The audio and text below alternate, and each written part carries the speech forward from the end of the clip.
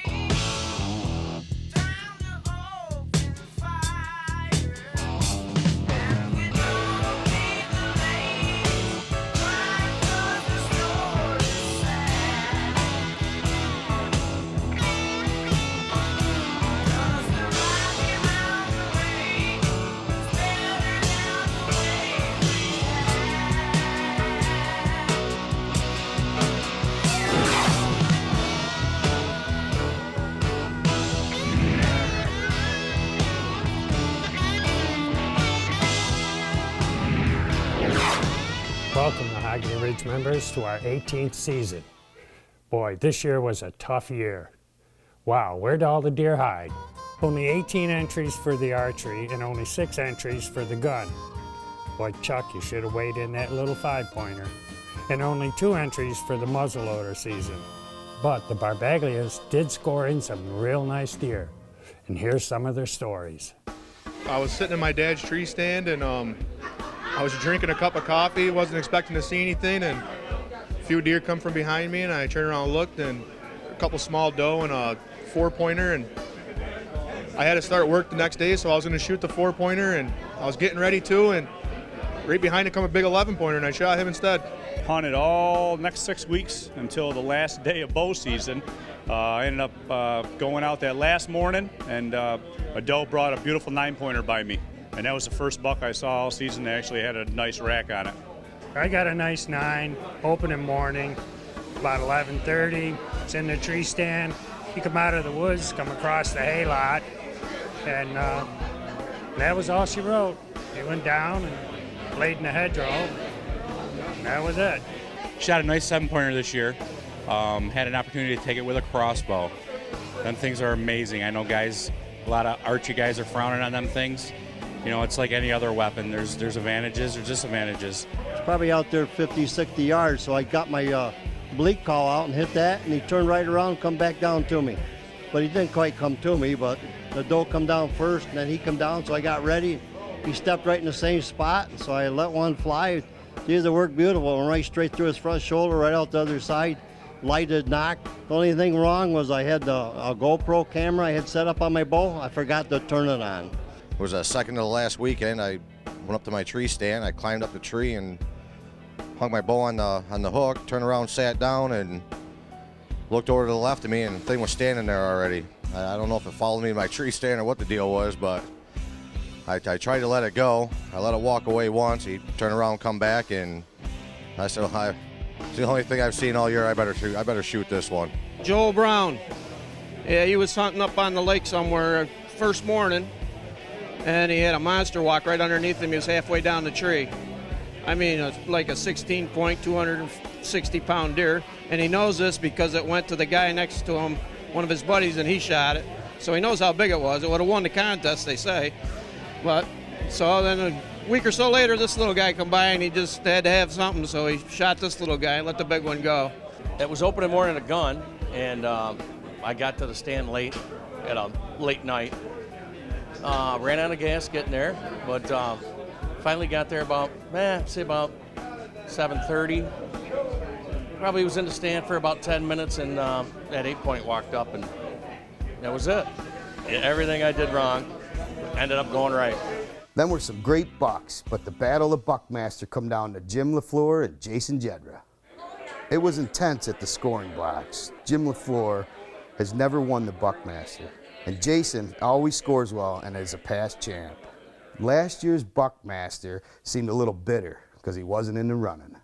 The brother and dad told me, well, since I took Buckmaster, that they were going to put me on the front porch to hunt. Well, needless to say, they didn't put me on the front porch. They did put me in a stand, but told me I couldn't take anything bigger than a 6. So a nice big one came along, and of course I had to let it go. So Jason got that one there, and I didn't get a darn thing. But anybody that gets Buckmaster, it's a good thing. What is going on there? We got to hear Jason's side of the story. All right, 2015 gun this year was a tough season. I went through, hunted almost every day of the season, saw hardly anything, and then probably the last evening of the season, right at last light, I was actually watching a small buck in the field, just letting him mill around. Said, well, he's made it this far, I'm not going to take him. It was a little 6-pointer. And I turned around to get out of my stand, and there's 5 deer in front of me. So I look out, and one's coming across the field at the other 5 in there, and lo and behold, it was a beautiful 10-pointer. Right at the last light, ended up pulling up and taking him to the front shoulders, and ran about 20 yards and dumped him. It was actually shot in the front leg. It was broke. I believe its dad hit him 2 years ago. It was right around an 8-pointer, we think, about 2 years ago. I believe it might have been one that I kind of crippled a year before or 2 years ago, because its leg, you can see where it was shot in the leg. So if he does get Buckmaster of the Year, then it should be part mine. I got him first. Co-champs? I've never even heard of such a thing. Let's go to LaFleur camp.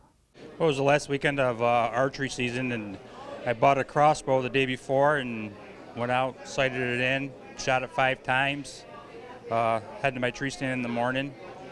Unfortunately, the wind was blowing pretty bad and blew a tree down, and I couldn't go there. I went to my son's tree stand, and about 10 after 7, this nice buck comes out and 20-yard shot, and that was it. You know, I've been in this club for quite a long time and never won, and it's, you know, it's unbelievable. A lot of good hunters, a lot of good deer come into this club, and it'd be an honor to win it. The competition for the Buckmaster this year was the closest in history. It come down to .4 for the champion. But Jim LaFleur pulled it out with his crossbow for his first Buckmaster championship. And now, let's check out how the archery division scored.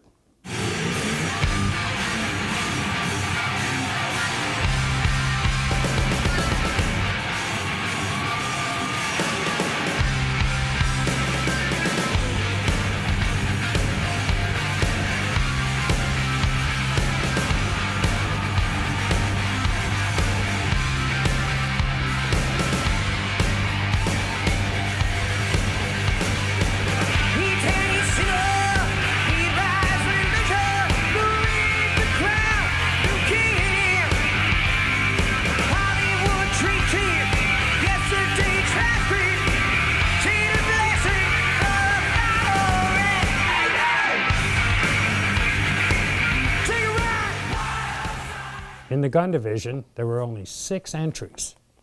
Let's check them out.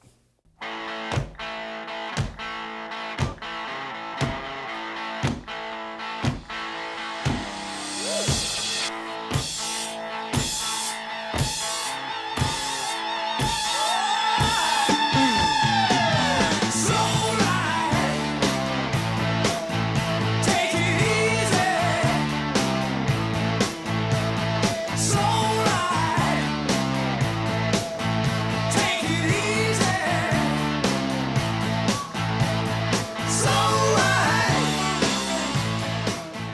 In the muzzleloader division, there were only 2 entries. Brad Laburn beat out Greg Martin. No Joe McBride this year, so that tells you it was a tough year. Well, it was the last Sunday muzzleloader, and me and my friends decided to put on a small drive. He came out about 100 yards, shot him. He went about 50 yards and piled up. I reloaded, and then a doe came out, and I piled her up right next to him. Better luck next year, Greg. In the turkey division, that was a little slow too. We only had 9 entries. It was a close race, but Brad Laburn with a score of 62. This gave Brad the muzzleloader division and the turkey division. Nice job, Brad. That was actually a strange story. The wife and kids we went to Disneyland, and we came back late that morning, and I wasn't going to go out, and decided to pile all my stuff in the truck, drove around the block and went in back of the house.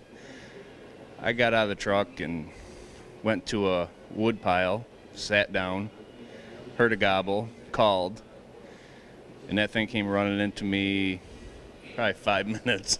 It was too easy, and I had to gut check myself to make sure it was really happening. But yeah, it was. Sometimes it's easy and sometimes it's not. That day it was easy. In the doe division, it was Scott Potter that beat out all the competition with a score of 149. Mahogany Ridge members just didn't stop at deer and turkey. Ben Haynes, an accomplished deer hunter, this season took this big coyote. Great job, Ben. Last year, as one of the prizes, Josh Chaplin won a pheasant hunt. Josh brought his father and one of his friends. They had a great time. Josh also hit the waters bow fishing with some future Mahogany Ridge members. All right, guys, every year we give a crisp $100 bill for the best set of, nah, I'm just kidding, for the best video of the year, and we got 4 entries. All right, guys, the first video is from Billy Green and his Spike. All right, Billy, that was a nice video, but we need to see a little more action.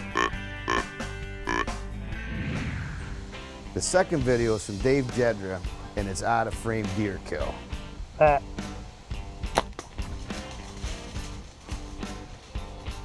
Amateur cameraman. Take a note, always put the camera off to the side for the kill shot. The third video is from Josh Chaplin and his bow fishing trip. Mine's bigger than yours. Woo! I'd like to kill my fish. Kids with enthusiasm, I like it. The fourth video is from Matt and Jason Jedra and their California mule deer hunt. This was a 5-day hunt, and you had to get it from a draw, and it took them 4 years to be drawn to get this hunt. Right around 10 o'clock, we sat down and spot all morning long this whole canyon side, and we ended up spotting 2 nice bucks bedded down, and we did a spot and stalk on them and ended up getting them both.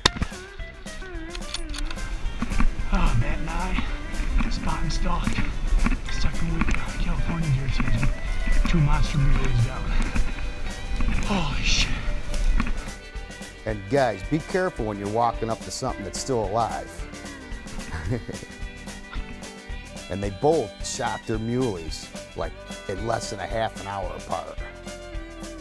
All right, guys, the winner is going to be chosen by the applause. Who roots for the best video? They win a $100 bill. Fred, Bob Parker, all you guys got to participate and let people know who's got the best video. Entry 1, Billy Green and his Spike. Entry 2, Dave Jedra and his out-of-frame deer kill. Entry 3, Josh Chaplin, bow fishing with the youth. You put another one in. Entry 4, Matt and Jason Jedra's California mule deer hunt. We will announce the winner at the end of the video. That's a wrap for the 2015 Mahogany Ridge Buck Club season. Get in on the drawings, and remember, sell those raffle tickets. And congratulations, Jim LaFleur, for being the 2015 Buckmaster.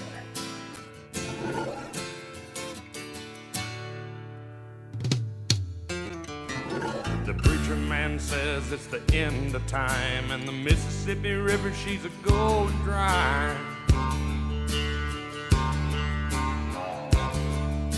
The interest is up and the stock market's down, and you're only getting mugged if you go downtown. I live back in the woods, you see, my woman and the kids and the dogs and me.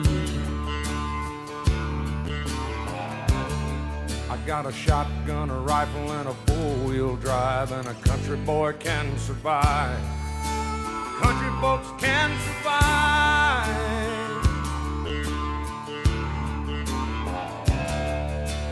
I can plow a field all day long. I can catch catfish from dusk till dawn.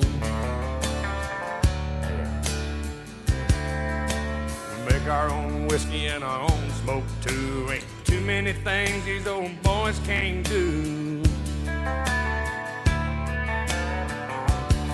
We grow good old tomatoes and homemade wine, and country boy can survive. Country folks can survive. Because you can't starve us out and you can't make us run. Those when them old boys raised on shotgun. We say grace and we say ma'am. If you ain't into that, we don't give a damn. We came from the West Virginia coal mines and the Rocky Mountains and the western skies. And we can skin a buck, we can run a trot line, and a country boy can survive. Country folks can survive.